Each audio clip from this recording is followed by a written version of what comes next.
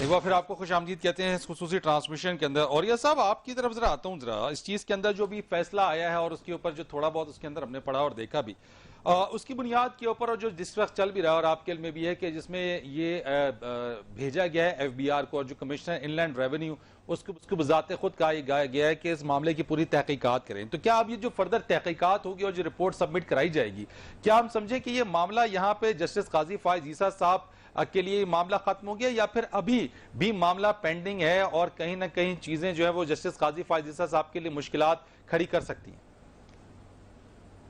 بالکل ختم نہیں ہوا. پہلی بات تو یہ ہے کہ انہوں نے کہا ہے کہ آپ تحقیقات کر کے سپریم جوڈیشل کونسل کو بھیجیں. اگر تحقیقات قاضی فائز عیسیٰ کی ہوتی تو وہ انکم ٹیکس ٹریبونل کو بھیجنی چاہیے تھی. پہلی بات تو یہ ہے کہ میرا خیال ہے کہ قاضی فائز عیسیٰ نے کی بیگم نے ایک پلی لی تھی کہ 10 سال پہلے بینک اپنا ریکارڈ نہیں رکھتے اور میں کہاں سے پیش کروں. اور دوسری بات یہ تھی کہ قاضی فائز عیسیٰ کا بیان جو ہے وہ بغیر کسی جرح کے ہوا ہے. منوان تسلیم کر لیا گیا ہے کہ انہوں نے یہ چیز پیش کی ہے, نہ وہاں جرح ہوئی ہے نہ وہاں سرکاری وکیل کی وہ کیفیت رہی ہے, وہ نہیں گزرے. اور تیسری بات یہ تھی کہ عدالت کا جو بینچ ہے وہ کسی طور پر بھی انویسٹیگیٹو ڈیسیژن نہیں دے سکتا تھا. پرنسپلی انہوں نے یہ کہا ہے کہ ابھی ہم ریفرنس کویش کرتے ہیں کیونکہ ریفرنس کچے لیول پہ آیا ہے, لیکن اگر اس پہ ایف بی آر کے پاس وہ جا کے ثابت نہ کر سکی کہ یہ جو ٹریل ہے یہ میرے پاس نہیں ہے, بینک کا ریکارڈ نہیں ہے, تو پھر تو مہر لگ جائے گی ریفرنس کے اوپر.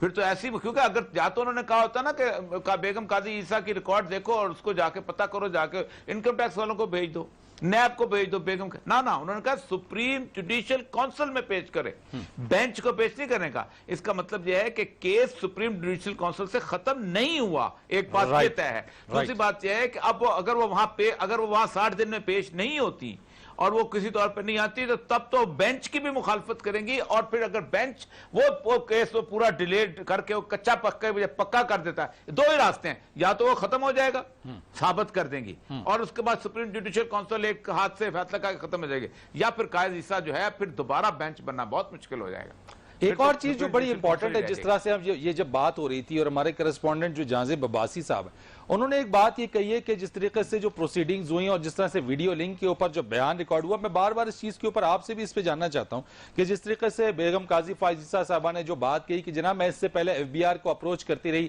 ایف بی آر سے میں جاتی رہی, میں نے بڑی کوششیں کی اپنی اس پراپرٹی کو رجسٹر کرانے کی, لیکن ایف بی آر سے مجھے کسی طرح کی کوئی کاپریشن نہیں ملی, مجھے کسی طرح کی کوئی سپورٹ نہیں ملی میری, اور میں بے سود وہاں سے واپس ہی لوٹی ہوں. تو کیا اگر یہ بات ہے اور جس طریقے سے انہوں نے اپنا ویڈیو لنک میں جو بیان بھی ریکارڈ کرا ہے, اسی چیز کی وہ پلی آگے چل کے کیا لے سکتی ہیں اور کیا یہ ان کے لیے ہیلپ فل ثابت ہو سکے گی؟ دیکھیں عدالت میں جو ہے وہ بیان جو ہے وہ کافی نہیں ہوتا, آپ کو اس کے لیے ایک سبسٹینشل ایویڈنس پیش کرنا پڑے گا. آپ کو بتانا پڑے گا کہ میں نے فلاں وقت میں نے فلاں رجسٹری کی تھی اور وہ بھیجی تھی. آپ کو بتانا پڑے گا, اب تو ای میل کا زمانہ ہے, کہ میں نے ای میل کی تھی وہ یہ ریسیو ہو گئی تھی. آپ کو بتانا پڑے گا کہ میں نے واٹس ایپ بھیجا تھا, یہ واٹس ایپ نیلا ہو گیا تھا. اب عدالت بیان کو نہیں مانتی کسی بھی شخص کے, ایون حنفیہ بیان کو بھی نہیں مانتی جب تک. سر سلمان اکرم راجہ صاحب ہمارے ساتھ موجود ہیں ذرا سا, اور یہ صاحب میں آپ کی طرف دوبارہ آتا ہوں, پہلے ان سے ذرا بات کرتے ہیں. السلام علیکم. جی السلام علیکم. سلمان اکرم راجہ صاحب, اس سے پہلے آپ کا جو رد عمل تھا وہ ہم سن چکے, لیکن آپ سے جو سوال میرا ہے وہ یہ کہ کیا ہم سمجھیں کہ یہاں پہ معاملہ ختم ہو گیا, یا پھر جب تک ایف بی آر اپنی تحقیقات نہیں کر لیتا تب تک یہ معاملہ مزید لٹکا رہے گا؟ نہیں, لٹکا تو نہیں اس کو کہہ سکتے. دیکھیں صدارتی ریفرنس جو ہے وہ ختم ہو چکا ہے. اب جو عام ٹیکس کے معاملات ہوتے ہیں, دیکھیں کسی بھی شخص کی اگر اہلیہ کے حوالے سے کوئی اندیشہ ہو ٹیکس افسر کو کہ ان کے کوئی اثاثے ہیں جنہوں نے ظاہر نہیں کیے, وہ ان کو نوٹس بھیجیں گے, اس نوٹس کا جواب آئے گا, اس کے اوپر کارروائی ہوگی. تو وہ اب کارروائی ہوگی, اور اس میں بظاہر نظر یہی آ رہا ہے کہ ان کے پاس رقم تھی, رقم بینکنگ کے چینل کے ذریعے سے پاکستان سے برطانیہ منتقل ہوئی. زیادہ سے زیادہ یہ بات ہو سکتی ہے کہ آپ کو اس کو 2015 میں 16 میں یا 4 میں ڈکلیئر کرنا چاہیے تھا. اس پہ قانونی رائے تھی جو ان کو ملی کہ اس وقت ضرورت نہیں تھی اس کو ڈکلیئر کرنے کی. اگر فرض کریں تھی بھی تو ان کے اوپر جرمانہ لگ جائے گا. یہ روز ہوتا ہے, ایسے مقدمے ہم روز کرتے ہیں کہ کسی شخص نے کوئی اثاثہ ڈکلیئر نہیں کیا, وہ بعد میں ٹیکس والوں نے کہا کہ یہ آپ سے غلطی ہوئی ہے, آپ اس پہ فائن دے دیجئے, تو فائن ہو جاتا ہے. اس سے آگے تو کوئی بات نہیں جاتی جب تک کہ آپ کوئی علیحدہ سے جج صاحب کی ذات کے حوالے سے کوئی شواہد نہیں لاتے، اس وقت تک صرف ایک انکم ٹیکس کے قانون کے تحت کارروائی جو ہے اس کے ذریعے ان کی ذات تک نہیں پہنچا جا سکتا۔ بینکنگ چینل کی جہاں تک بات ہوئی کہ اگر پیسہ بینکنگ چینل کے تھرو ہی گیا ہے تو پھر سلمان صاحب یہ چیز تو پھر ختم ہو جاتی ہے کہ وہ انلیگل مینز کے تھرو بھیجا گیا، کیونکہ اگر بینکنگ چینل کے تھرو جا بالکل، دیکھیں منی لانڈرنگ والی وہ بات بڑی حد تک ختم ہو جاتی ہے، اس کی سورس جو ہے وہ پوچھا جا سکتا ہے، سورس کے حوالے سے بھی سوال بیگم صاحبہ سے ہوگا، جج صاحب سے نہیں ہوگا۔ بیگم صاحبہ ایک زمیندار خاندان سے تعلق رکھتی ہیں، انہوں نے اپنے زمینی جو ان کی جائیداد تھی، زرعی جائیداد تھی، اس کا حوالہ دے دیا، اس کو دیکھا جائے گا۔ وہ کہتی ہیں میں کراچی امریکن اسکول میں 25 سال میں نے پڑھایا ہے، وہاں سے کچھ رقم اکٹھی ہوئی، میری زرعی آمدن ہے اس سے رقم اکٹھی ہوئی، وہ میں بینک میں جمع کراتی رہی، میرے بینک ریکارڈ بینک سٹیٹمنٹ موجود ہے۔ یہ سب کچھ ٹیکس والے دیکھیں گے کہ ان کے بینک میں اگر پیسے آتے رہے، وہ ڈکلیئر کرتی رہی اپنے ریٹرنز میں کہ میری ٹیکسیبل انکم تو اتنی ہے جو میری تنخواہ ہے، باقی میری زرعی آمدن ہے جس پہ انکم ٹیکس نہیں لگتا، اور ساتھ ساتھ پیسے بینک اکاؤنٹ میں جمع ہوتے رہے اور وہاں سے برطانیہ چلے گئے، تو ختم ہو جاتی ہے بات۔ تو اگر اس سارے معاملے میں کہیں کوئی نہ کوئی اگر کوئی کوتاہی اگر بیگم صاحبہ سے ہوئی یا کوئی چیز بھی ہے تو کیا آپ سمجھتے ہیں کہ اس کا اثر جج صاحب کے اوپر بھی پڑے گا یا پھر ہم جج صاحب؟ ہم روز ایسے مقدمے کرتے ہیں، لڑتے ہیں جہاں ہو جاتی ہیں ٹیکس پیئر سے غلطیاں، اس کے اوپر قانون کے تحت ایک مروجہ ایک طریقہ ہے، ان پہ کچھ جرمانہ عائد ہو جاتا ہے اور بات واضح ہو جاتی ہے، انہیں کہا جاتا ہے اپنا ریٹرن آپ صحیح کر لیجئے، ریٹرن کی ریکٹیفیکیشن، ماڈیفیکیشن، ری فائلنگ، یہ تمام چیزیں قانون میں موجود ہیں۔ اس سے کسی کی ذات کے حوالے سے، کسی خاوند کی ذات کے حوالے سے کوئی مفروضہ قائم نہیں کیا جا سکتا۔ یعنی ہم جج صاحب کو کلیئر سمجھے، ایف بی آر کی تحقیقات ہو بھی جائیں تب بھی جج صاحب اب اس میں سے کلیئر ہے؟ جو اس وقت تک الزام تھا کہ پراپرٹیاں ہیں اور ان پراپرٹیوں کی وجہ سے جج صاحب کی ذات تک پہنچنے کی کوشش کی جا رہی تھی، وہ بات ختم ہو جائے گی اگر یہ درست ہے کہ پاکستان میں موجود بینک اکاؤنٹ سے وہ رقم جو ہے برطانیہ گئی اور وہاں اس رقم سے پراپرٹی خریدی گئی، جس میں سولسٹرز کا بھی وہاں ایک عمل دخل ہوتا ہے۔ برطانیہ میں پراپرٹی خریدنے کے لیے آپ کو سولسٹرز کو انگیج کرنا پڑتا ہے، وہ پوری چین اگر موجود ہے تو بات ختم ہو گئی۔ پھر یہ دیکھا جائے گا کہ 2003 میں رقم کہاں سے آئی بیگم صاحبہ کے پاس میں، کہ 2004 میں پہلی پراپرٹی خریدی گئی ہے، اس وقت وہ جج بھی نہیں تھے۔ تو یہ باتیں پھر پیچھے چلی جائیں گی تاریخ میں، اور وہاں دیکھا جائے گا کہ بیگم صاحبہ کی آمدن کیا تھی، زرعی آمدن کیا تھی، دیگر آمدن کیا تھی۔ لیکن جج صاحب تو کسی عہدے پہ اس وقت فائز نہیں تھے کہ اس حوالے سے کوئی ان پہ انگلی اٹھائی جائے۔ ٹھیک ہے، بہت شکریہ آپ کا سلمان اکرم راجہ صاحب، اس چیز کے اوپر بات کر رہے تھے۔ اور عثمان صاحب جو نقطہ آپ نے اٹھایا تھا اور آپ نے جس چیز کے اوپر امید کرتا ہوں کہ بہت حد تک جو جواب ہے وہ آ گیا ہوگا سامنے، کہ اب تک کی جو سچویشن ہے اس کے مطابق اگر صورتحال ہے تو اس وقت تک تو اس سچویشن میں تو جج صاحب جو ہے ایٹ لیسٹ ہمیں کلیئر نظر آتے ہیں، باقی کی تحقیقات ایف بی آر کے ذمہ ڈال دی گئی ہے۔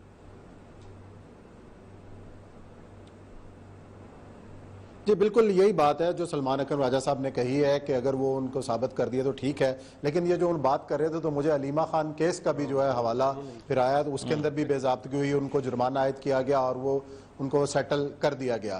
اس کے علاوہ بھی یہ تو ابھی سوشل میڈیا پہ بھی ایک نئی بحث مجھے دیکھنے کو مل رہی ہے، وہی میں پڑھ رہا تھا کہ جج صاحب کے معاملے پہ تو وہ کہہ دیا گیا ہے کہ جناب اہلیہ کا ان سے کوئی تعلق نہیں، ان کے احساس الگ ہیں، لیکن پھر جو پولیٹیشنز کے حوالے سے جو معاملات آتے ہیں، الیکشن کمیشن کے قوانین ہیں، پھر اس کے اندر پھر آپ گوشوارے جمع کرواتے ہیں، تو اس میں تو سارے سیاستدان پھر اکاؤنٹیبل ہوتے ہیں۔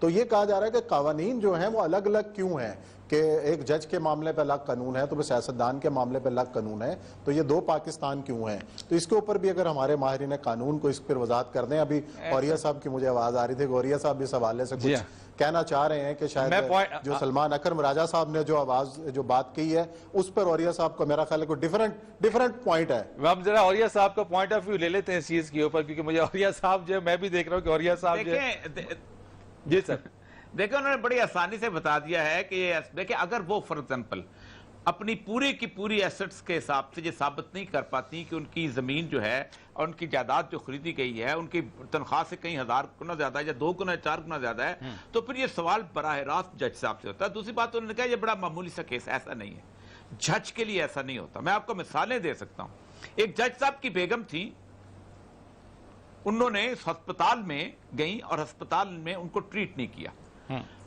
اور جو ان کو کہا گیا کہ ہم آپ کا کیس، انہوں نے خود کہا کہ اور جو بیچ میں آ گئے، انہوں نے خاص طور پہ اس کو کہا گیا, میں ابھی نام یاد آج تک کراچی کا واقعہ ہے, اس کے اوپر ان کو کہا گیا کہ آپ کو ہم سپریم جوڈیشل کونسل میں بھیجیں گے, یہ کنڈکٹ کے خلاف ہے.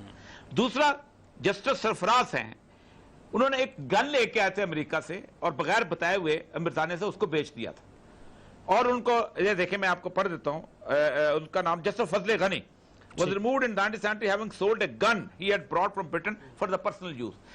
یہ چھوٹی چھوٹی چیزیں جج کے کردار, جج کے کریکٹر کے اوپر بڑی امپورٹنس رکھتی ہیں, بہت اہم چیز رکھتی ہیں, اور اگر کہیں یہ ٹریل ثابت نہ ہو سکی کسی طور پر بھی, جسے لیگل کہتے ہیں, تو جج نے فیصلے کرنے ہوتے ہیں بھائی. جج نے بیٹھ کے اس تصور کو, تم نے بتاؤ تم پبلک آفس ہولڈر تھے, تمہاری بیوی نے جائیداد کہاں سے بنائی, یہ جج نے سوال کرنا ہوتا ہے. اور جب کہ منہ میں کوئی شخص آ کے یہ کھڑا ہو کے کہہ دے کہ آپ جناب آپ کی بیوی تو اس طرح ایکوٹ ہوئی تھی, آپ مجھے کیسے پکڑتے ہو, تو آپ مجھے بتائیے کہ وہ جج کی اس کی اخلاقی پوزیشن کیا رہ جائے گی. اس کو جج کو اپنے تمام معاملات کے معاملے میں کلیئر کرنا ہونا پڑتا ہے. جج کی پوزیشن باقی تمام سے مختلف ہے. علیمہ خان کا کیس سیاست میں جا, وہ تو ویسے ہوتا نہیں تھا, لیکن اگر ان کی بیوی ہوتی تو یقین ہو سکتا تھا, لیکن اگر وہ کر سکتے ہیں تو ان سب سے بالا تر جج کی پوزیشن ہوتی ہے, کیونکہ کسی بھی وقت کسی بھی موقع پہ, کل کو انہوں نے سپریم کورٹ کا چیف جسٹس بننا ہے, اور سپریم کورٹ کا چیف جسٹس جو ہے وہ پورے کے پورے لیگل فریٹرنٹی کا ہیڈ ہوتا ہے. ایک چھوٹا سا دھبا جو ہے جج کی ذات کے اوپر پورے کے پورے جوڈیشل سسٹم کو, پورے کے پورے جوڈیشل نظام کو چیلنج کر سکتا ہے. تو اللہ کرے, میں تو جانتا ہوں, میں کہہ رہا ہوں کہ بہت خاندانی وہ ہیں. اب تک اس وقت جج صاحب جو ہیں وہ بالکل فارغ ہیں, ٹھیک ہے, ان کے لیے کوئی چیز نہیں. لیکن یہ جو بیچ میں نقطہ رکھا گیا نا کہ آپ وہاں جائیں اور جا کے پھر واپس you should report back to supreme judicial council, یہ روٹین کی میٹر نہیں ہے. اس کو نہیں, وہ کہا جاتا ہے کہ اگر ان کا کوئی مسئلہ ہے, وی آر, جیسے کہتے ہیں کہ پریما فیشی یہ کیس نہیں بنتا, یہ کہتے ہیں it's a matter of further inquiry. یہ جو لفظ استعمال ہوتے ہیں تو پھر ان کو کہا جاتا ہے کہ آپ انکم ٹیکس کے چینل جانیں, آپ جانیں, وہ کرو, اس کو وہاں بھیج دو, جرمانہ کر دو, جو کچھ کر دو, پھر یہ چیز نہ ہوتی. رائٹ. اور یہ صاحب بالکل آپ نے جو بات کی اس چیز کے اوپر بڑا ویلڈ پوائنٹ ہے. جہانگیر صاحب اس چیز کے اوپر اب آپ مزید اس چیز کو کس طرح سے دیکھ رہے ہیں کہ الٹیمیٹلی جو بات اوریہ صاحب نے کہی ہے, جس طرح سے سلمان اکرم راجہ صاحب نے کی ہے, الٹیمیٹلی اوریہ صاحب کا پوائنٹ بڑا ویلڈ ہے کہ پوری لیگل جو فٹرنیٹی ہے اس کے وہ ہیڈ ہے, ریپرزینٹ کر رہے ہوتے ہیں, تو ایک معمولی سی چیز بھی جو ہے وہ جج کے کردار کو جو ہے وہ بڑا متنازع بنا دیتی ہے. اسی لیے دیکھیں انہوں نے یہ اسی لیے کیس لے کے آئے سپریم کورٹ میں کہ وہ اپنے آپ کو کلیئر کرنا چاہتے تھے, ورنہ تو وہ سپریم جوڈیشل کونسل میں بھی پیش کر سکتے. انہوں نے کہا تھا یہ جو جس بیس پہ ریفرنس بنا ہے یہ ٹھیک نہیں ہے, میلا فیڈی ہے. اب جہاں تک اس ججمنٹ کا بھی یہ شارٹ آرڈر کا تعلق ہے, انہوں نے وہ والا ریفرنس کویش کر دیا, وہ بالکل اب وہ جو ہے نا بالکل کلین ہے. اب اگر خدا نہ خواستہ کل کوئی قاضی فائز صاحب دوبارہ مس کنڈکٹ کرتے خدا نہ خواستہ, تو دوبارہ ریفرنس تو بن سکتا ہے. اب انہوں نے کہا ہے کہ جو ایف پی آر او کا ہے کہ آپ انہوں نے کہا ہے کمشنر جو ہے وہ خود اس میٹر کو دیکھے گا, اور پھر کمشنر جو ہے ایف پی آر کے چیئرمین کو رپورٹ کرے گا. چیئرمین اپنی رپورٹ جو ہے بند لفافے میں سیکٹری کو بھیجے گا جو سپریم جوڈیشل کونسل کا ہے, تو پھر سپریم جوڈیشل کونسل دیکھے گی کہ آیا اس کا ٹیکس کا تعلق کوئی کسی جج صاحب کے ساتھ یا کسی دوسرے بندے کے ساتھ بنتا یا نہیں بنتا. یعنی وہاں سے کلیئر ہونا بھی ضروری ہے. نہیں, وہ تو ہر وقت جا سکتا ہے, کوئی بتا صبح آپ درخواست دیں جا کے سپریم جوڈیشل کونسل میں یہ قاضی صاحب فاضل کا یہ اور کیس بھی ہے, تو وہ تو سپریم جوڈیشل کونسل کسی وقت بھی کوئی بھی دوسرا کیس دے سکتی ہے. پہلا کیس ختم ہو گیا ہے, اس میں کوئی ریفرنس نہیں. اب دوسرا کیس کسی وقت بھی انیشیٹ ہو سکتا ہے. جج صاحب ہو سکتا ہے رات کو خدا نہ خواستہ کوئی جج مس کنڈکٹ کر دے, صبح جا کے سپریم جوڈیشل کونسل میں. اس میں یہ ہے کہ ایف بی آر اس ریفرنس کے ساتھ کوئی تعلق نہیں ہے. اب ایک انہوں نے کہا ہے کہ جو سپریم جوڈیشل کونسل ہوگی وہ ایک سو موٹو پاور یوز کر کے اس کو ریفرنس بنا سکتی ہے, تو وہ تو کسی وقت بھی سپریم جوڈیشل کونسل اپنا ریفرنس بنا سکتی ہے. کیونکہ اب ایف بی آر اگر کہتا ہے جی اس میں کوئی میلا فردی ہے یا کوئی چیز چھپائی گئی ہے, تو ان کے پاس رائٹ ہے, وہ آگے ٹریبیونل میں اپیل کر سکتے ہیں. اپیل کا بھی لکھا گیا ہے, تو وہ تو کسی وقت بھی دوسری جب جائیں گے تو پھر جو judicial council supreme judicial council وہ اپنی اوپینین فارم کرے گی کہ آیا کوئی ٹیکس کے ساتھ جج صاحب کا تعلق ہے یا نہیں ہے. وہ تو صبح آپ درخواست دے دیں گے کہ ایک اور پراپرٹی نکل آئی ہے, ہو سکتا ہے وہ جج صاحب کی اپنی ہو, تو وہ سپریم جوڈیشل کونسل تو اوپینین کسی وقت بھی فارم کر سکتی ہے. وہ تو اپروپریٹ ہر ایک کا کانسٹیٹیوشنل رائٹ ہے, وہ سپریم جوڈیشل کونسل میں کسی وقت بھی جا سکتے ہیں, وہ تو اس کا حق بنتا ہے. ٹھیک ہے, بالکل اس چیز کے اوپر ہم جوائن کریں گے. ہمارے ساتھ ہماری اینکر پرسن بنیش علیمی ہمارے ساتھ موجود ہے. بہت شکریہ بنیش. اس پورے کیس کو آپ نے بھی فالو اپ کیا, دیکھا, اس چیز کے اوپر ڈیسیجن بھی آ گیا, اس کے اوپر کافی زیادہ کمنٹس بھی ہو گئے. آپ کا اس کے اوپر جو پوائنٹ آف ویو ہے, آپ اس کیس کو, اس کی جتنی بھی پروسیڈنگز ہوتی رہی اور اب جو اس کا ڈیسیجن آیا اس کے اوپر, اور خاص طور کے اوپر جو گورنمنٹ کا جو کردار رہا اس کے اندر, اس کو کس طریقے سے آپ دیکھ رہی ہیں؟ Thank you Farid for having me on the show. I am sure कि आप मुझे लाउड एंड क्लियर सुन सकते जी, हैं। बिल्कुल। बड़ा इंटरेस्टिंग केस था ये। वो केस था जिसके ऊपर मैं सीरीज ऑफ शोज करना चाहती थी, लेकिन अनफॉर्चुनेटली मुझे इंतजार करना था कि भाई देखें ये ऊंट किस करवट बैठता है। और आज बेल आखिर वही हुआ जिस तरह से रिमार्क्स आ रहे थे। और जो लोग इस हियरिंग को फॉलो कर रहे हैं, जो लोग इस केस को फॉलो कर रहे हैं, वो ये जान सकते थे कि जिस तरह के रिमार्क्स आ रहे थे, ये कहीं ना कहीं एक्सपेक्टेड था कि ये रेफरेंस का कुछ नहीं होना, इसको कालादम ही करार दिया जाएगा फ्रॉम द वेरी बिगिनिंग। इसको मैं ऑब्वियसली, आप जानते हैं कि मैं पॉलिटिकल कमेंटेटर हूं, मेरे से ज्यादा एक्सपर्ट लोग आपके साथ पैनल में मौजूद हैं, तो मैं इसको एक पॉलिटिकल कमेंट्री के जरिए ही अपना एनालिसिस आपके सामने रखूंगी। सबसे पहले ये कि खान साहब के बारे में एक तो ये जो इन्होंने फंडा डिक्लेयर किया हुआ है कि जी बड़े एग्रेसिव है, बड़े एग्रेसिव है। जब से उन्होंने कहा ना कि एग्रेसिव है, मैंने तंग आके उनकी क्रिकेट की 1-2 रिकॉर्डिंग्स देखी, इंटरनेट पे गई तो बैटिंग उनकी जब चेक की तो पता चला कि भाई उनका रन रेट इतना स्लो है कि कोई 90 या 100 बॉलों पे जाके कोई 30 या 35 रन बनाते थे, और एग्रेशन भी बस नॉर्मली लगा। तो मुझे नहीं समझ आया कि उन्होंने ये एग्रेशन क्यों दिया। लेकिन वो सारा जो एग्रेशन कोट करते हैं ना, वो सारा का सारा खान साहब, पाकिस्तान तहरीक इंसाफ की जो हुकूमत है, वो ऑपोजिशन पर हमें निकालती हुई नजर आई। जब ऑपोजिशन पर निकालने में कामयाब हो गई, नवाज शरीफ साहब हो, आसिफ अली जरदारी हो, पीपल्स पार्टी हो, नून लीग हो, एटलीस्ट ऑपोजिशन का तो यही नरेटिव है कि जी हमारे साथ पॉलिटिकल विक्टिमाइजेशन की जा रही है, और उनका जो नरेटिव है वो जिस तरह से सेल हो रहा है वो हमारे सामने है। फिर जब इन्होंने देखा तो उनको एहसास हुआ होगा हुकूमत को कि अब हम इतने मजबूत हो गए हैं कि अगर हम ऑपोजिशन के हर बड़े से बड़े बुर्ज को हिला सकते हैं तो क्यों ना किसी एक आधे जज को ही फड़का दें, हम तो बड़े मजबूत हो गए हैं। तो इस इंटेंशन के साथ ऑब्वियसली कोर्ट गया ताकि उनको पता था, खान साहब, पाकिस्तान तहरीक इंसाफ की हुकूमत इस चीज की माहिर है कि कहाँ मनी ट्रेल कोई दिखाएगा। आज तक तो कोई सियासतदान दिखा नहीं सका मनी ट्रेल, तो ये भी कहाँ हमें मनी ट्रेल आपको लगता है कि इस सारे मामले में हुकूमत कंफ्यूजन का भी शिकार रही है और उसको ये अंदाजा नहीं था, या अंदाजा था, या वो बहुत क्लियर थी कि वो क्या करने के लिए जा रही है? आप इस बारे में क्या समझते? हुकूमत बहुत क्लियर थी, क्योंकि हमेशा की तरह पैटर्न वही था कि रुस्वा करना है, ठीक है, थोड़ा सी रुस्वाई कर रही है, लेकिन हुकूमत ने मिस कैलकुलेट किया। मेरी बात जरा 1 सेकंड के लिए मुकम्मल होने दीजिएगा। बिल्कुल वैसे जैसे उन्होंने नवाज शरीफ की सेहत को मिस कैलकुलेट किया ना, उन्होंने कहा अबे रो रहे हैं अदालत में और उसके बाद बीमार हैं, चलो बाहर भेज देते हैं, क्या हो जाएगा।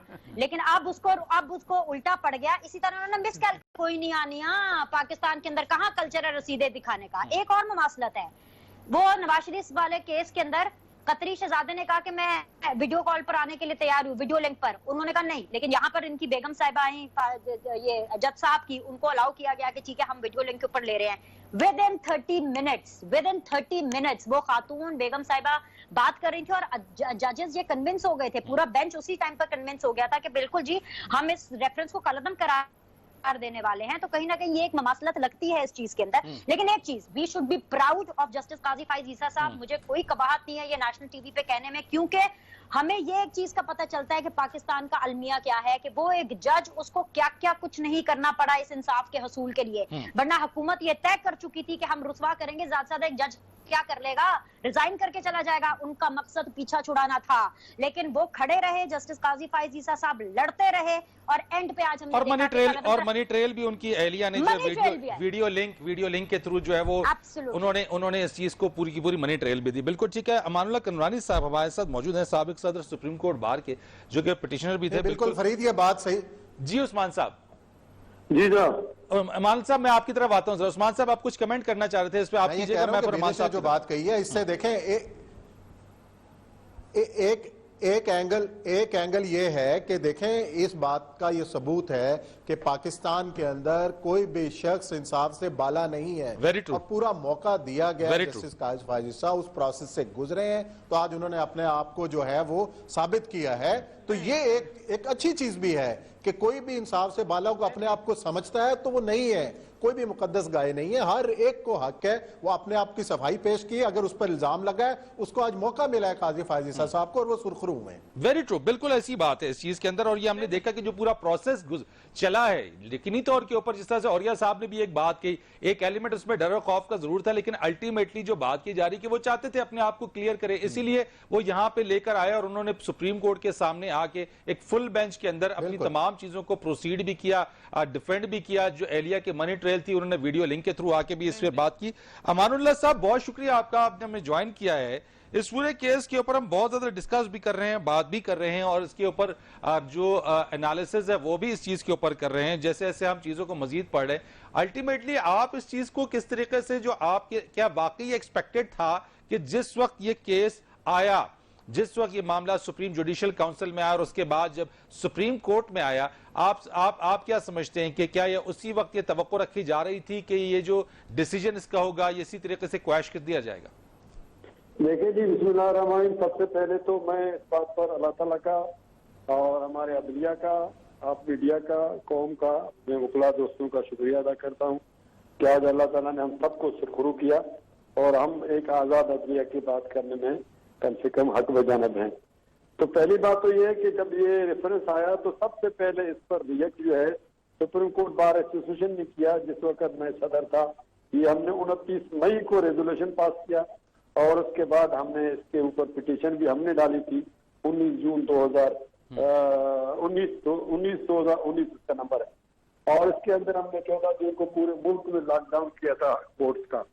تو آج ہم اس بات پر اللہ تعالیٰ کا شکر ادا کرتے ہیں کہ جو ہم نے اپنا پریئر کیا تھا، جو ہم نے بات کی تھی کہ اس ریفرنس کے اندر کوئی قانونی جواز نہیں ہے، اس کے اندر کوئی مواد نہیں ہے اور اس کے اندر کوئی ایسا ثبوت نہیں ہے جس سے قاضی صاحب کے اوپر الزام لگایا جا سکے اس کی کوئی بدنیتی ہے یا اس نے کوئی جائیداد کو چھپایا ہے، کیونکہ ان کی جائیداد تھی نہیں۔ اور آج یہ ثابت ہو گیا قاضی صاحب کا اس سارے ریفرنس سے کوئی تعلق نہیں تھا اور ایک جھوٹا اور من گھڑت ریفرنس تھا جس کو آج سپریم کورٹ نے کالعدم کرا۔ امان اللہ صاحب، یہ جو بات ہم اس چیز کے اوپر بھی ڈسکس کر رہے ہیں کہ یہی وہ چیزیں تھیں، اگر آپ کے پاس، اگر آپ کانفیڈنٹ ہیں کہ آپ منی ٹریل دے سکتے ہیں، آپ کے پاس منی ٹریل ہے اور آپ سمجھتے ہیں کہ واقعی جو الزام مجھ پر لگا ہے میں اس الزام کو جو ہے وہ ثابت بھی کر دوں گا ان منی ٹریلز کو دے کے، وہ رسیدیں دے کے کہ یہ پیسہ کہاں سے آیا، کیا یہی معاملہ سپریم جوڈیشل کاؤنسل میں طے نہیں ہو سکتا تھا؟ کیا وہیں پہ اس معاملے کو ریزالو نہیں کر لیا جاتا؟ اچھا نہ ہوتا اس طریقے سے؟ دیکھیں نہیں، ہر چیز کے لیے قانون نے، آئین نے ایک طریقہ مقرر کیا ہے، کیونکہ قانون جو ہے ایک جج کو پابند نہیں کرتا ہے کہ وہ کسی اور کا منی ٹریل دے دے جب اس کے اوپر الزام ہی نہیں ہے، اور قانون بھی یہ نہیں کہتا اپنے بیوی بچوں کا حساب دے، تو وہ اس کو جوڈیشل کاؤنسل میں پیش کرنے کوئی جواز نہیں تھا۔ اور اب جب یہ چیز واضح ہو گئی ہے کہ واقعی جو قانون جو تشریح ہوئی ہے اور سپریم کورٹ کے اندر آپ کو پتا کتنی مہینوں سے یہ ساری چیزیں چل رہی تھی، اس کے اندر ابھی ثابت ہو گئی ہے قانون میں جج پابند نہیں تھا کہ منی ٹریل دیتا۔ نہیں، لیکن میرا سوال صرف یہ کہ میں آپ سے پوچھنا یہ چاہ رہا ہوں کہ کیا یہ معاملہ سپریم جوڈیشل کاؤنسل میں بھی ریزالو ہو سکتا تھا یا یہ ضروری تھا کہ سپریم کورٹ میں؟ نہیں، سپریم کو جوڈیشل کاؤنسل میں بھیجنا بدنیتی تھا۔ ہم تو یہ کہہ رہے ہیں سپریم کو جوڈیشل کاؤنسل تو بعد میں آتا ہے، سب سے پہلے صدر کے پاس کون سا ایسا مواد تھا جس کے نتیجے میں اس نے جج کے آزادی کو طلب کرنے کی کوشش کی، اس کے نتیجے میں کہ جج کو فارغ کرنے کا سوچا، وہ تو صدر کو سوچنا چاہیے تھا اس کو کس بات نے مجبور کیا جس سے اس نے ریفرنس۔ میں آپ کی اس بات کو بالکل ہے کہ آپ نے صدر کی بات کی کہ انہوں نے ایک ریفرنس بھیجا، اس کے بعد وہ معاملہ ہوا، میں پوچھنا چاہ رہا ہوں کہ کیا یہ وہاں ریزالو نہیں ہو سکتا تھا؟ کیا یہ معاملہ سپریم جوڈیشل کاؤنسل میں ریزالو نہیں ہو سکتا تھا؟ سر آج تو سپریم کورٹ کے 10 ججوں نے کہا کہ وہ جانا ہی غلط تھا، اب ہم یہ دوسرے آپشن پر پرزمپشن پہ کیسے غور کر سکتے ہیں؟ ہمارا تو پہلی بات ہی تھی کہ ریفرنس ہی بدنیتی پر ہے، صرف جج کے انڈیپینڈنس کو کمپرومائز کرنا ہے، اس کو انڈر پریشر لانا ہے۔ وہ بات آج ایکسپٹ ہو گئی ہے کہ پریزیڈنٹ کے پاس جب ریفرنس بھیجا گیا تو ان کے پاس کوئی ایسا مواد نہیں تھا جس سے قاضی صاحب کا کوئی لنک بنتا ہو اور کوئی نیکسس بنتا ہو، تو اس لیے آج یہ چیز واضح ہو گئی ہے۔ سپریم جوڈیشل کاؤنسل کا تو اس میں جورسڈکشن ہی نہیں تھا۔ ہم تو کہتے ہیں جب چیز کوئی انلیگل سامنے آئے اس کو تو ازیوم نہیں کرنا چاہیے، جورسڈکشن قانون کے مطابق ازیوم کرنا چاہیے۔ تو سپریم جوڈیشل کاؤنسل اگر اس کو پروسیڈ کرتا، اس کا مطلب ہے کہ ہم غیر قانونی کام کو مان رہے ہیں، تسلیم کر رہے ہیں۔ تو ہم نے تو ایسے بات ہمارا پاکستان کے وکلا نے اس بات کو تسلیم ہی نہیں کیا، کیونکہ جب قانونی جواز تھا ہی نہیں صدر کے پاس، وہ جج کو کیسے رسپانسیبل سمجھتا ہے جس چیز کا اس سے کوئی تعلق ہی نہیں ہے۔ ٹھیک ہے، آپ یہ کہہ رہے ہیں کہ جو پریزیڈنٹ صاحب نے جو ریفرنس بھیجا وہ اختیار تھا ہی نہیں اور وہ اس کو نہیں بھیج سکتے تھے، یہ بھیجنا ہی ٹھیک نہیں تھا، غیر قانونی تھا۔ ایک کمرشل بریک لیتے ہیں جی، بریک کے بعد آتے ہیں، اس پر مزید ہم بات کریں گے ایک بریک کے بعد۔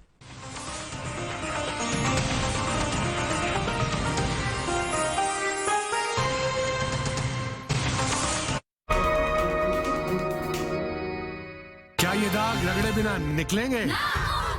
تو ہو جائے مقابلہ رگڑا ورسز نیا ایریل تگڑا، لیکن پہلے ان داغوں کو بناتے ہیں اور سخت۔ اب ان ضدی داغوں کا صفایا کرے گا نیا ایریل، نیا اور پہلے سے بہتر ایریل، جس کا ڈبل ایکشن فارمولا کرے سخت داغوں کی گہرائی سے صفائی صرف ایک دھلائی میں۔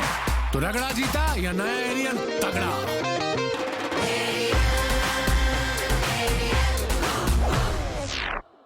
हर फैमिली डिफरेंट कैरेक्टर्स का मिक्सचर होती है।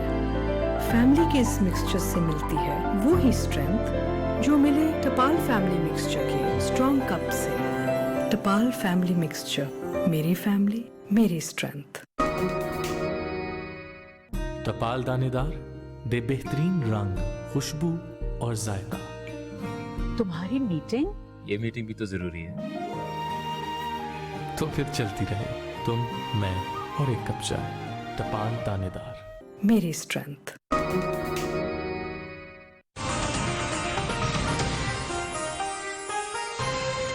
एक बार फिर आपको खुश आमदीद कहते हैं और अपनी इस खुसूसी ट्रांसमिशन के अंदर जस्टिस काजी फायज ईसा केस जिसका एक रेफरेंस था और सुप्रीम कोर्ट ने इसको खारिज कर दिया। उसके बाद तफसीली फैसला जो उसकी डिटेल्स हैं उसके मुताबिक भी हम इस चीज़ के ऊपर ना सिर्फ रद्द-ए-अमल ले रहे हैं और इसके ऊपर तज्जिया भी कर रहे हैं कि मजमूई तौर के ऊपर हुकूमत की बदनीयती, हुकूमत क्या इस चीज़ में क्लियर थी नहीं थी। जिस तरीके से हम बात कर रहे हैं कि अल्टीमेटली जिस तरह से बिनीश ने ब्रेक पर जाने से पहले कहा कि हुकूमत इसमें क्लियर थी और बदनीयती का अंसर भी इसके अंदर शामिल रहा और जिस तरीके से वकला रहनुमा ने भी ये वाली बात कही है कि इसके अंदर एक जासूसी, एक बदनीयती और ये सब इस चीज़ को अब आप अगर हम इस चीज़ को देखें जो अमानुल्लाह साहब ने भी बात की है कि वो कहते हैं कि चूंकि सुप्रीम कोर्ट इसलिए आए क्योंकि हर चीज़ का लॉ, एक कानून मौजूद है और चूंकि ये वहाँ आना ही ठीक नहीं था जिसकी वजह से हम इसको सुप्रीम कोर्ट में ये चीज़ आई और फिर आज उसी का एक फैसला आया।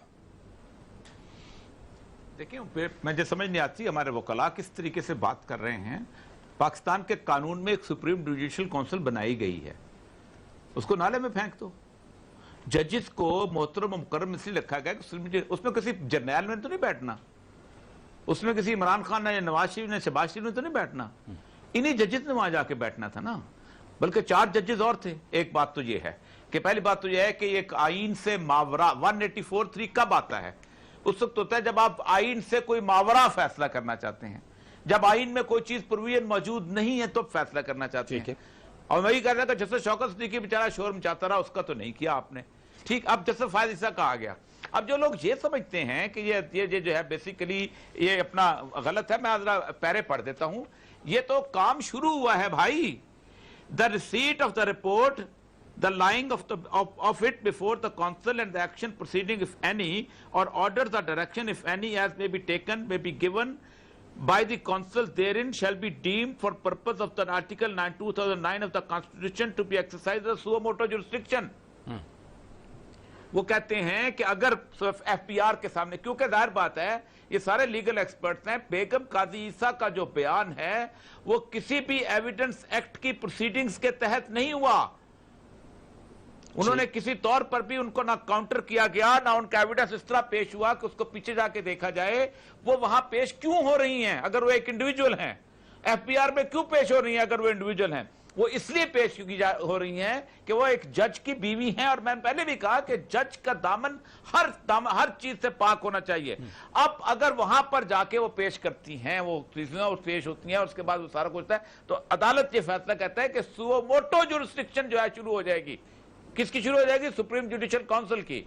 असल मसला यह है कि बजाय इसके आने के अगर आप वहां चले जाते, अभी हम लोग कह रहे हो जी बदनीति, पहली बात तो है कि ये है वो भाई रोज हजारों दरखास्तें सुप्रीम जुडिशियल काउंसिल में आती हैं, सब कुछ होता है हमारे। मैं वही कह रहा हूं कि यार इस मुल्क के अंदर इस चीज से निकलो। लेकिन जो अमानुल्लाह साहब की आपने बात सुनी की औरिया साहब, वो कहते हैं कि यहाँ पे आना ही नहीं चाहिए था, वो यहाँ पे आना ही गलत था। नहीं, पहली बात तो यह है कि या तो ये है ना, उन्होंने ये कहा है कि जी एक सरसरी एविडेंस की बुनियाद के ऊपर आपने केस वहां पर, यानी परवेज साहब ने हाथ में फैसला पड़ा हुआ है सरसरी एविडेंस का। अब वो या तो कब समझते हैं कि ये बेसलेस है, तो फिर तो बेगम साहबा को कहते हैं जाओ घर, आप आराम से नींद करो खामोशी से। उनका नहीं, आप वहां पर पहुंचे, क्योंकि बुनियादी तौर पर बेगम साहिबा ने जो वहां पर चीजें पेश की हैं वो चीजें उन्होंने ये, एक तो ये उन्होंने कहा कि 10 साल से पहले तो मनी ट्रेल जजेस बैंक रिकॉर्ड नहीं रखते। अब जब नहीं रखते तो फिर आपका अपनी जो आपने अब तक जो जब वो ग्रामर स्कूल में पढ़ाई तो उस वक्त तक आएगा साल, ये सारी चीजें सामने नहीं आनी चाहिए थी। یہ گند جو ہے سپریم جوڈیشل کونسل کے اندر ہی رہنا چاہیے تھا، اسی لیے بنائی گئی تھی، اور یہ باقاعدہ ججوں کی فرٹینٹی نے بنائی تھی کہ ہمارے جج کا کوئی دامن جو ہے لوگوں کے سامنے نہ ہو۔ اب یہ ہے کہ وہ جب دوبارہ کھلے گا اور ایف بی آر کے سامنے جب کھلے گا تو پھر کیا ہوگا؟ آپ نے ایک تماشا بیسیکلی ججوں کو بنا دیا ہے پاکستان کے اندر، اور یہ اگر حکومت نے بنایا تو آپ نے کیا کیا؟ آپ نے بھی وہی کیا، آپ نے کہا نہیں سامنے لاؤ، تو پھر شوکت صدیقی کو بھی لے کے آؤ۔ میں نے آپ کو بتایا نا کہ ایک جج کو جس کا نام بتایا نے، اس بنیاد پر اس کو کہا تھا سپریم جوڈیشل کونسل میں جائیں گے، اس کی بیوی نے اسپتال میں جا کے کہا تھا کہ مجھے ٹریٹمنٹ صحیح نہیں ملی، اور انہوں نے فون کر دیا تھا۔ ایک جج کو اس لیے نکالا گیا تھا اور سپریم جوڈیشل کونسل میں لے جانے لگے تو انہوں نے ریزائن کر دیا تھا کیونکہ انہوں نے اپنی ایک گن جو تھی وہ انگلینڈ سے لائے تھے، وہ بیچے تھے۔ جج کے پاس کل اس طرح کے کیس پیش ہونے ہیں، میں 10 دفعہ کہتا ہوں، جس میں ایک شخص کہے گا کہ وہ تو میری بیوی ہے، میں نہیں مانتا ہوں، اور وہ ہوگی ساری کرپٹ منی فار ایگزامپل، تو سب جج کو اپنا دامن باقی سب لوگوں سے زیادہ کلیئر کرنا ہے۔ کوئی باقی سب لوگ جو ہیں ان کے پاس انصاف کے لیے نہیں آتا انسان، وہ جرنیل ہوں کا سیاستدان ہو، جج کے پاس آتا ہے مس کیریج آف جسٹس کو ٹھیک کرنے کے لیے۔ تو ہم پہلے دن کہتے ہیں کہ اگر آپ نے کرنا تھا تو اس کو انکویزیٹوریل پروسیڈنگ میں تبدیل کر دیتے۔ خود قاضی فائز عیسیٰ صاحب اس کیس کے اندر جو حسین حقانی کا کیس، اس میں ایک انکویزیٹوریل کمیشن کے سربراہ رہے ہیں، وہ انہوں نے باقاعدہ تحقیقات کی ہیں۔ اگر وہ سپریم کو ختم کرنا چاہتی تو فوراً ایک انکویزیٹوریل کمیشن بناتی، عزت کے ساتھ اسی کو کہتے۔ اس میں انکوائری نہیں ہوئی، اس میں ایک چیز پیش ہوئی۔ اور حسین حقانی صاحب کا ٹویٹ بھی آپ نے پڑھا ہوگا، جو اس کیس میں حسین حقانی صاحب نے جو ٹویٹ کیا ہے وہ بھی آپ کی نظر سے گزرا ہوگا، اور یہ صاحب نہیں میں نے نہیں دیکھا، میں نے دیکھا، لیکن دیکھیں میری بات سنیں، وہ بھی آئین کے ماورا بات بنی تھی۔ پاکستان کا سارا سسٹم جو ہے وہ ایڈویسوریل پروسیڈنگز کا ہے۔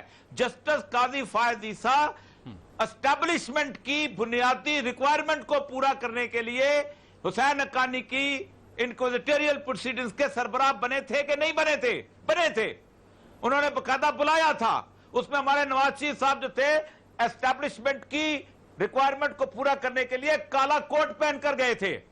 تو یہ ویسے مت کریں یار کہ اسٹیبلشمنٹ ہے تو فلاں ہے فلاں فلاں ہے۔ پاکستان میں کسی کا چہرہ جو ہے وہ صاف نہیں ہے، پاکستان میں سب اس حمام کے اندر ننگے ہیں، خاص اسٹیبلشمنٹ ہو یا باہر کا ہو یا نہیں ہو۔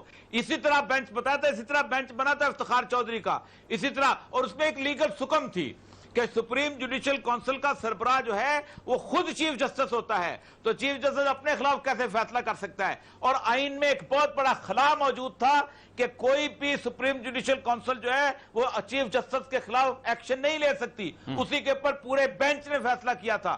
یہاں تو خلا موجود نہیں تھا، یہ ایک آئینی ادارہ ہے، کالا کوٹ پہن کے جو لوگ جاتے ہیں وہ آئین کے تحفظ کے لیے جاتے ہیں۔ آئین میں سپریم جوڈیشل کونسل نکال دو، مجھے بڑی خوشی ہوگی، بڑی اچھی بات ہے، ٹھیک ہے دو کہ کوئی بھی نہیں، اب کوئی بالاتر ہے، سب بالاتر ہے۔ جی جی بالکل، آپ نے جو بات کی ہے کہ آئین، اگر آپ آئین کی بات کریں تو پھر سپریم بنیش اوریہ صاحب اس چیز کے اوپر ہیں، اور جس چیز کو جو ان کے آرگیومنٹس ہیں وہ کہتے ہیں کہ ٹھیک ہے اگر حکومت سے غلطی ہوئی تو الٹیمیٹلی دوسری طرف سے بھی یہ غلطی ہوئی ہے، کیونکہ ایک آئینی طور کے اوپر سپریم جوڈیشل کونسل موجود ہے اور تمام کیس اگر کوئی آتا ہے تو وہ معاملہ وہاں طے ہونا چاہیے تھا بجائے اس چیز کے کہ وہ سپریم کورٹ آئے۔ اور ٹھیک ہے اگر یہاں پہ مس کیلکولیشن ہوئی گورنمنٹ سے، یا آپ نے جس طرح سے کہا کہ گورنمنٹ اس معاملے میں بالکل کلیئر تھی کہ وہ کیا کرنے کے لیے جا رہی ہے، لیکن دوسری طرف جو لیگل فرٹرنیٹی ہے، کیا یہ بہتر نہیں تھا جس طرح سے اوریہ صاحب کہہ رہے ہیں کہ اس کو وہیں سپریم جوڈیشل کونسل میں چیزوں کو ختم کر دینا چاہیے تھا؟ دیکھیں جو لوگ اس چیز کو کر رہے ہیں، ٹرائل کر رہے ہیں، ٹرائل کو سن رہے ہیں، ٹرائل کا جواب داخل کرا رہے ہیں، ٹرائل کو فائٹ کر رہے ہیں، وہ میرے سے اور آپ سے بہتر جانتے ہیں کہ ان کو کس فورم پر جانا ہے۔ اور یہ صاحب کی تو میں کیا ہی بات کروں، ہمارے اتنے زبردست کولیگ ہیں یہ، لیکن ہمیشہ الگ ہی لیول پر رہتے ہیں، میں ان کے لیول پر جا کے بات نہیں کر سکتی۔ مائی اپالوجیز، مائی ہمبل اپالوجیز۔ لیکن ایک چیز ہے، میں بتا رہی ہوں نا، ہمارے ملک کا یہ المیہ ہے۔ جسٹس قاضی فائز عیسیٰ صاحب کو ہم اپریشیٹ بھی کر رہے ہیں، اپریسیشن بنتی بھی ہے، وہ کھڑے بھی ہوئے، فائٹ بھی کیا، لیکن وٹ اباؤٹ دی گورنمنٹ؟ اگر حکومت جس طرح سے بار بار احتساب کا نعرہ لگا کر کے اس کے نعرے کے اندر جو ہے لگا کے احتساب کا اپنا کوئی پرسنل وینجنس نکال رہی ہے کسی بھی لیول پہ، چاہے جسٹس قاضی فائز عیسیٰ صاحب کے ساتھ ہو چاہے کسی اور کے ساتھ ہو، تو حکومت سے کون پوچھے گا؟ حکومت کی جوابدہی کیا ہوگی؟ میں اصل میں ایکچولی ابھی ڈیٹیل ورژن دیکھنا چاہ رہی ہوں کہ ڈیٹیل ورژن کے اندر فاروق نسیم صاحب کے بارے میں کیا لکھا ہے، شہزاد اکبر صاحب کے بارے میں کیا لکھا ہے، باقی جتنے بھی لوگ جو کہ اس کیس کا حصہ رہے ہیں at different point of time, اور جن لوگوں نے اس پورے کیس کے اندر یہاں تک ہیئرنگ کا وہ پارٹ رہے ہیں، ان کے بارے میں کیا کیا مزید چیزیں ریٹن ڈیٹیل ورژن میں لکھی گئی ہیں۔ اوریہ صاحب کی جو بات ہے obviously وہ اوریہ صاحب کو پوائنٹ آف ویو ہے، بالکل سر آنکھوں پر ان کو یہ صحیح لگتا ہوگا، لیکن اگر یہ سپریم جوڈیشل کاؤنسل میں جاتا تو کیا عوام کے سامنے یہ ساری چیزیں آتی؟ اگر یہ ساری چیزیں سپریم جوڈیشل کاؤنسل میں جاتی تو کیا ہمیں پتہ چلتا کہ ایک سٹنگ جج کو انصاف لینے کے لیے کس مرحلے سے گزرنا پڑتا ہے؟ اگر یہ تمام چیزیں جوڈیشل کاؤنسل میں جاتی تو کیا ہمیں پتہ چلتا کہ ہمارے پاس ایک عام آدمی کے پاس بھی اور ایک جو شخص جو جوڈیشری کا دروازہ نوک کرتا ہے کسی بھی لیول پہ انصاف لینے کے لیے، اور خاص طور پہ اگر دوسری طرف بہت طاقتور لوگ ہوں، وقت کے حکمران ہوں، اور وہ تمام لوگ ہوں جو یہ چاہتے ہوں کہ آپ کی رسوائی ہو اور آپ کسی طرح سے اس جوڈیشری کا سیٹ اپ چھوڑ دیں یا کسی طرح سے پیچھے ہٹ جائیں فار واٹ ایور ریزنز، تو ان کے ساتھ کیا ہوتا ہے؟ کتنی مشکل فائٹ ہوتی ہے، یا کس کس مرحلے پر جا کر آپ کو کیا کیا چیزیں کرنی پڑتی ہیں؟ کیا یہ عام عوام کے سامنے آتا ہے؟ یہ بھی تو ایک المیہ ہے۔ کیا ہمیں یہ نہیں تھینک فل کرنا چاہیے کہ اگر یہ کیس اس لیول پر سنا گیا ہے عوام کے سامنے تو یہ چیزیں ایٹ لیسٹ میرے کریئر میں دس از دا فرسٹ تھنگ جو کہ میں وٹنس کر رہی ہوں، میرے کریئر میں، میرے ایکٹیو کریئر میں دس از دا فرسٹ ٹائم کہ میں یہ وٹنس کر رہی ہوں کہ یار اچھا یہ قاضی فائز عیسیٰ صاحب کے ساتھ بھی یہ ہو سکتا ہے، کیا ان کو بھی اس مرحلے سے گزرنا جا سکتا ہے، اور کیا حکومت ان کے خلاف بھی ایک ایسا ریفرنس بنا سکتی ہے جو کہ آنریبل بینچ بیٹھ کر یہ کہے at some point of time کہ بھائی یہ کیا ریفرنس ہے یار، اس کو تو کل عدم کرو، بعد میں ٹھیک ہے ایف بی آر وغیرہ سارے اس میں جا کے ایف بی آئی وغیرہ میں ساری آپ چیزیں جو ہیں وہ دیکھیں گے، فردر اس کو پروب کریں گے آپ کی منی ٹریل کو، اور بلکہ ہمیں بھی بتائیں کہ اگر مزید کوئی ہینکی پینکی ہوئی ہے منی ٹریل میں، اگر آپ ابھی بھی تسلی نہیں ہے آپ کو منی ٹریل کے بعد، تو پھر واپس بینچ نے کہا ہے کہ آپ ہمیں بتائیں and then we'll definitely look into the matter, اور آگے اس کی فردر پروسیڈنگ کریں گے۔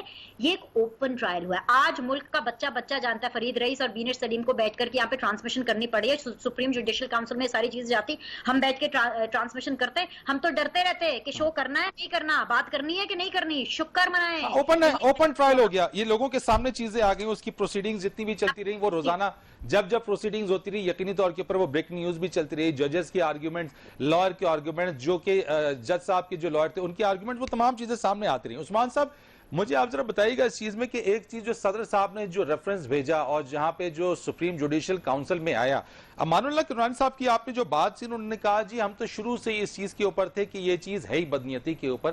کیا جب صدر کسی ریفرنس کو بھیجتا ہے تو کیا وہ ڈائریکٹ بھیج دیتا ہے، آنکھیں بند کر کے بھیج دیتا ہے، یا پھر کسی گراؤنڈ کے اوپر اس کو سٹڈی کرتا ہے اور پھر اس کے بعد وہ بھیجتا ہے؟ ذرا اس کے اوپر ذرا روشنی ڈالیے گا۔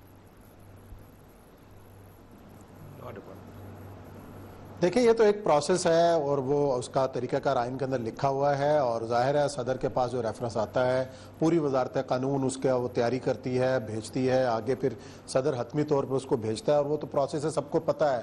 لیکن بات یہ ہے کہ ہم جتنی بھی گفتگو کر رہے ہیں، جیسے اوریہ صاحب نے کی، باقی بھی ہمارے لیگل ایکسپرٹس نے کی ہے، لیکن اب بات یہ ہے کہ جو فیصلے کے جو نکات آہستہ آہستہ سامنے آئے ہیں، جو فیصلہ پڑا ہے اس کے اندر تو ابھی یہ بات ختم نہیں ہوئی ہے، اور جو اوریہ صاحب نے لائنیں پڑھ کے سنائی ہیں، معاملہ ابھی ایف بی آر میں ہے، اور ایف بی آر میں اگر کوئی ایسی چیز سامنے آتی ہے تو پھر سپریم جوڈیشل کونسل میں ایک مضبوط بنیاد پیدا ہو سکتی ہے اس کی، اگر کچھ لکونے سامنے آتے ہیں تو ابھی تو قاضی فائز عیسیٰ صاحب کو کلیئر قرار دینا جو ہے ابھی قبل از وقت ہے، اس کے اوپر رائے دینا بھی ابھی قبل از وقت ہے۔ جیسے جیسے یہ سامنے اس کی پروسیڈنگ چلیں گی، 60 دن کا ٹائم دیا گیا ہے، 60 دن کے بعد پھر 7 دن کے اندر اندر رپورٹ جو ہے سپریم جوڈیشل کونسل کو جائے گی، اور سو موٹو حق اس نے رکھا ہے کہ اس کے بعد وہ خود ریفرنس بن سکتا ہے۔ تو یہ اب چیزیں دیکھنی ہوں گی۔ باقی یہ ہے کہ پروسیسز کی بات بدنیتی ہے نہیں ہے، لیکن بات یہ ہے کہ جب بھی کسی کے اوپر، کسی جج کے اوپر کوئی سوال اٹھے گا تو اس کے پاس فورم کون سا ہے؟